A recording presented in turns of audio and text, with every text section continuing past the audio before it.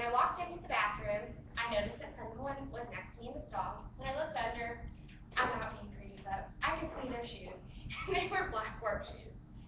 And I was just thinking, oh, it's one of the workers. Well, I hear the toilet flush, I hear the door open, hear the door close, and then they just walked out. They didn't wash their hands, and I'm thinking, who doesn't wash their hands? I get my food, and my whole appetite has been destroyed. I couldn't even eat the food because I was just thinking of all the germs in the bathroom, in the stall, on the toilet paper. I was just thinking of all the germs everywhere that could be all over my food now.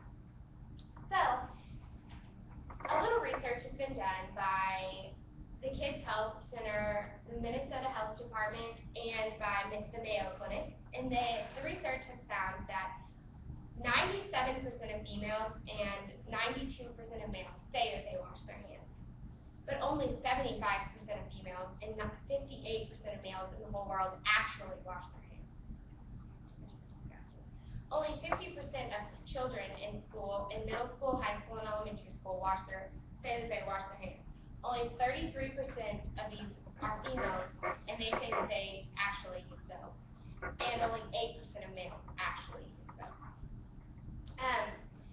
You should wash your hands before or after you prep food, you put in contact lenses, you deal with pet feces, you deal with petting your pet before you blow your nose, before you handle garbage, before you change diapers. Anytime that you do anything, you should wash your hands. You should wash your hands approximately 7 times a day, not while you're using the restroom. And then, other than that, you should wash your hands every single time you use the restroom. If you don't wash your hands and you touch your eyes or your nose or your mouth, that makes the virus or bacteria directly get into your system, and that will cause the flu. And since it's flu season, it's definitely recommended or highly recommended, suggested that you wash your hands. Okay, now I'm going to teach you how you should properly wash your hands. First of all, you need to get your hands wet. You turn on the faucet, which is full of germs. The faucet's full of germs. You get your hands wet, and it's a myth that hot water that kills more bacteria. Hot water doesn't kill more bacteria or anything. The research has been done. All it does is irritate your hands more. Cold water and hot water, whether you wash your hands, it all works the same. Okay, after you turn on the sink, you use soap. You lather the soap in your hands. Any type of soap works, bar soap, antibacterial, Bath and Body Works, it all works. But antibacterial doesn't work better than any other brand. It all works the same. Antibacterial sometimes is said to grow more bacteria. It's being studied, but it does not work better or worse than any other soap product.